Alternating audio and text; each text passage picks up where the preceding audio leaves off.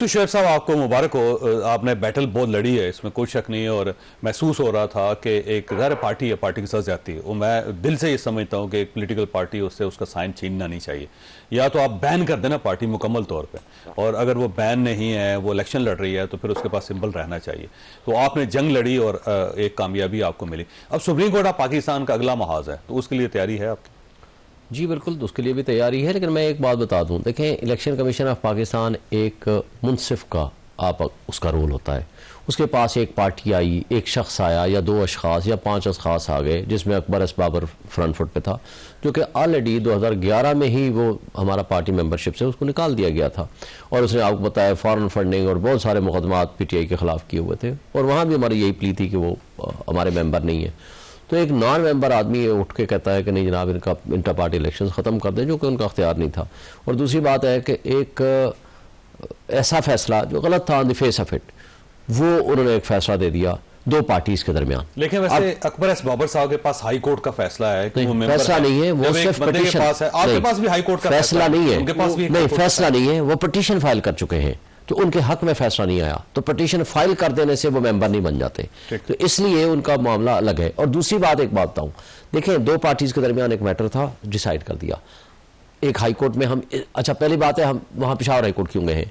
पेशावर के अंदर हमारा इलेक्शन हुआ है, हमारा काज अफेक्शन वहां पैदा हुआ है, और पहला जो केस का प्रोसीजर, तो आपकी नेशनल पार्टी है ना सर, इसमें कोई शक नहीं है। लेकिन बात यह है कि जहां आपका एक अकरेंस हुआ है, जहां काज अफेक्शन पैदा हुई है, जहां आपका इलेक्शन हुआ है, तो नेचुरली आपने उस इलेक्शन को कलअदम करार दिया है कि वो इलेक्शन वहां जो हुआ है। मरतबा पेशावर के अंदर इलेक्शन करवाया वैसे आपकी पार्टी ने। जी, तो हक है ना, हमारा नेशनल पार्टी है, हम कहां भी करा सकते हैं। हमें सिक्योरिटी दी है इलेक्शन कमीशन ऑफ पाकिस्तान के हुक्म पे कि जनाब ये इनका इलेक्शन हो रहा है, तो वहां सिक्योरिटी दें, और सारी चीजें हमें फैसिलिटेट किया इलेक्शन कमीशन ने। हम वहां इलेक्शन कराए तो हमारा काज अफेक्शन, हमारा ये तो बड़ी बात कर दी, फैसिलिटेट किया इलेक्शन कमीशन के इलेक्शन के लिए, और इलेक्शन कमीशन के हुक्म के मुताबिक पुलिस की मिली थी। हाँ, पुलिस की मिली, इनके हुक्म पे मिली, इनके हुक्म पे मिली, और इलेक्शन कमीशन के हुक्म को तामील करते हुए हमने इलेक्शन कराया, और लिहाजा काज अफेक्शन वहां था। और जो पहला फैसला आया, उन्होंने कहा इनको सुन के दोबारा फैसला करें। आपको याद होगा ना, उस फैसले में आपको पता है कि वो भी पेशावर हाई कोर्ट का था, लेकिन उस वक्त तो इन्होंने कोई एतराज नहीं किया कि वहां उनको जुरिस्डिक्शन है या नहीं, ये पूरे पाकिस्तान का फैसला था। और कॉन्स्टिट्यूशनल जो कोर्ट्स होती हैं वो पूरे पाकिस्तान में फंक्शन करती हैं।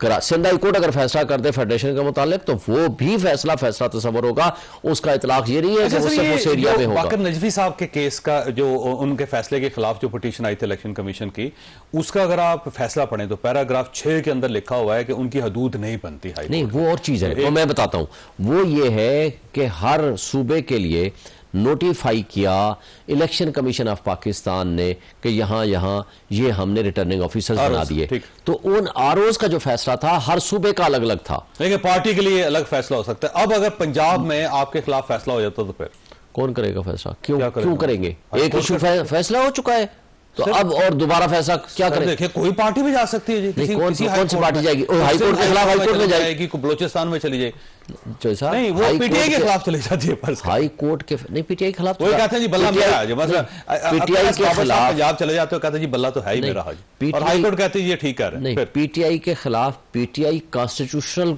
को बॉडी नहीं है, ना ही कोई स्टैट्यूटरी बॉडी है, एक पार्टी है। तो इलेक्शन कमीशन के खिलाफ तो वो जा सकते हैं, लेकिन पार्टी के खिलाफ रिट पिटीशन नहीं हो सकती। और इलेक्शन कमीशन के खिलाफ एक ऑलरेडी इशू फाइनली डिटरमिन हो गया और डिवीजन बेंच ने फैसला दे दिया, इसके खिलाफ सिर्फ वो पार्टी जा सकती है। तो ये फाइनल हो गया आपका, इसका मतलब ये है कि आज से आपके लिए फाइनल हो गया, मुबारक दिन स्टार्ट हो गया इंशाल्लाह। कोई भी, वैसे भी कोई भी कोर्ट देखें, पार्टी आपकी डिसॉल्व नहीं हुई, और उसको डिसॉल्व करने का एक तरीका कार है जो कि फाइनली सुप्रीम कोर्ट डिसाइड करता है। फरमाइए सर, इलेक्शन कमीशन के पास क्या ऑप्शन है? एक तो ये है कि वो तस्लीम कर ले सूरत हाल को और मजीद रजिस्ट ना करे, इलेक्शन पर तवज्जो दे, और बाकी दूसरा है सुप्रीम कोर्ट ऑफ पाकिस्तान जाए।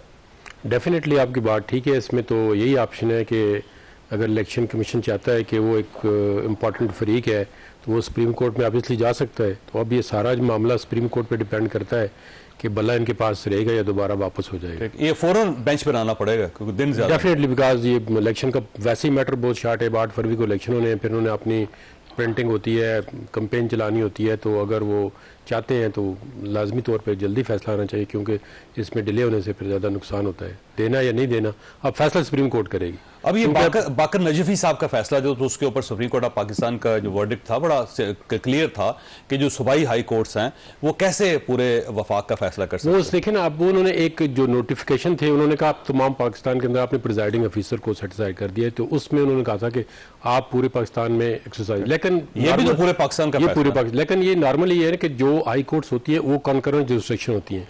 इलेक्शन कमीशन का जो चैलेंज है वो किसी भी हाई कोर्ट में आप कर सकते हैं।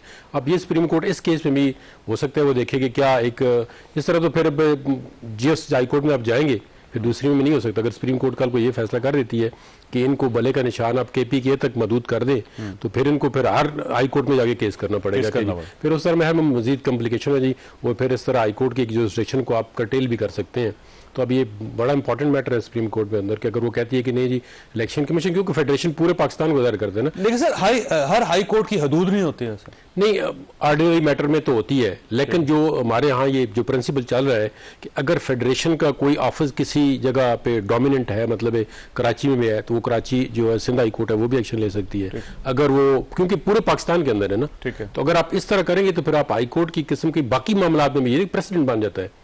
कल को कोई इस्लामाबाद के अंदर कोई फेडरल सेक्रेटरी या गवर्नमेंट ऑफ पाकिस्तान कोई भी फैसला करेगी तो वो कहेगी जी ये जो है ना फलानी हाई कोर्ट कर सकती है, फलानी नहीं कर सकती। फिर इसलिए लेकिन देखिए इस्लामाबाद के अंदर हाई कोर्ट है ना सर, जब इस्लामाबाद मोस्टली यही होता है कि इस्लामाबाद हाई कोर्ट के अंदर चैलेंज होती है, लेकिन इनको मेरे ख्याल में इस्लामाबाद हाई कोर्ट पे ज्यादा उम्मीद नहीं है, इनको पसंद नहीं है, इनको पसंद भी नहीं है और इनको ज्यादा उम्मीद नहीं है। इन्हें पेशावर हाई कोर्ट ज्यादा पसंद है, ज्यादा इनकी चॉइस वैसे पेशावर है क्योंकि इनको काफी वहां से रिलीफ मिल रहा है। तो ऑब्वियसली समझदार बंदा वही होता है वहीं जाता है जहां पे उनको रिलीफ मिल रहा होता है। तो ये बात है कि एक इलेक्शन कमीशन को उन्होंने सुनना चाहिए।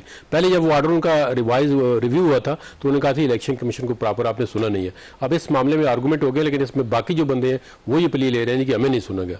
लेट्स सी अगर सुप्रीम कोर्ट में जाता है मामला कल या परसों जाता है तो फाइनल डिसीजन तो ऑब्वियसली सुप्रीम कोर्ट का। एक और सेनेटर मौला बख्श चांडिया साहब हमारे साथ तशरीफ रखते हैं, पाकिस्तान पीपल्स पार्टी से इनके साथ इनका ताल्लुक है।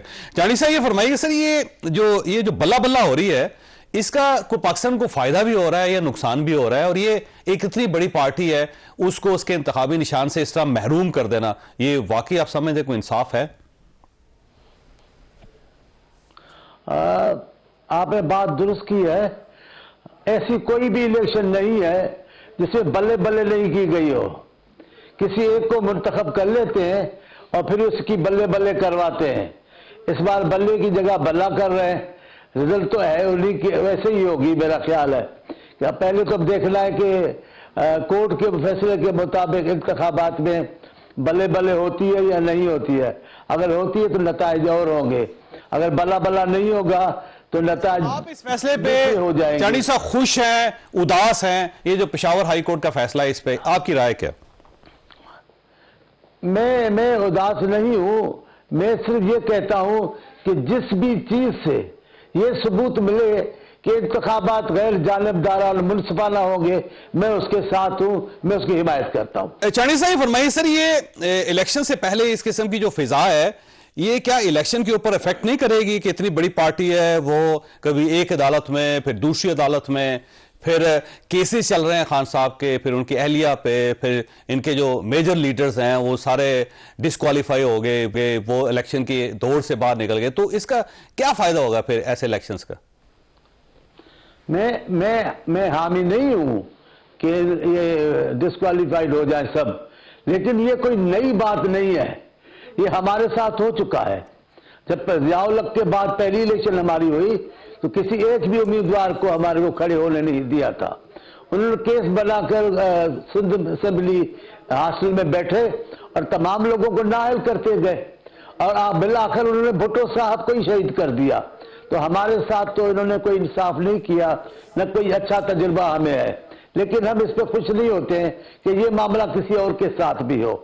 भले इंसाफ दें, और मैं तो कहता हूं हमें अपनी दुश्मनियां भी बुलाकर पाकिस्तान को आगे लेके जाना है। अगर आगे लेके जाना है तो फिर हमें चीजों को दुरुस्त करना होगा, कानून के मुताबिक करना होगा, तमाम पार्टियों के लिए काबिल कबूल बनाना होगा। अगर हम गैर जानिबदार और आजाद इलेक्शन नहीं कर सके तो तमाम लोगों को आप एतमाद में नहीं लेंगे। एक जमात को आप रियायत देंगे, उसके लिए आप एयरपोर्ट पे चले जाएंगे। दूसरी जमात को आप रियायत देंगे, जो जितनी बार चाहे वो करे। तो ऐसा तो नहीं होगा ना। ये अगर ये करते रहेंगे, अगर फरमाइशी प्रोग्राम में कोर्टें भी चलती रही तो फिर इंसाफ कौन देगा? आप बताएं, इस मुल्क में मुन्सिपल इंतखाबात तो आपका ख्याल ये है कि रायत हो रही है ये दाद देता नहीं, आपका ख्याल है पीटीआई के साथ रायत हो रही है या सुप्रीम नून लीग के साथ रायत होती है? मैं सुप्रीम कोर्ट के चीफ जस्टिस साहब को सलाम पेश करता हूं, जिन्होंने एक जुर्रतमंदाना फैसला करके यहां तक ये चीज पहुंचाई है। अब मेरा ख्याल है हाई कोर्ट पर तो मैं नहीं बोलना चाहता, न बोल सकता हूं, लेकिन एक बात कर सकता हूं कि ऐसे फैसले ना करें, ऐसे मुतनाज़ा बातें नहीं आनी चाहिए, जिसमें अभी भी देखो शाहीन साहब ने बात की है, वो उन्होंने की भी। अगर और ये बात है, किसी भी सूबे की अगर हाई कोर्ट फैसला देती है तो तमाम सूबों पर वो उसका इतलाफ होता है। अगर सूबे की अलग अलग हो जाएगा तो फिर वफाक तो नहीं रहेगा। हमें ये कभी हुआ नहीं है। अभी अगर इन्होंने जो तरीक़ेकार अख्तियार किया है, जो अभी इन्होंने तरीक़ेकार अख्तियार किया है, एक जमात को एक किस्म की रियायतें दी है, दूसरी जमात के लिए मैदान खुला छोड़ा है, और हम खड़े हैं, हम सिर्फ नारा लगा रहे हैं कि भाई मुनसिफाना इंतखाबात होने चाहिए, आज़ादाना होने चाहिए। सुनाई किसकी देगी वो चंद दिनों में पता चल जाएगा।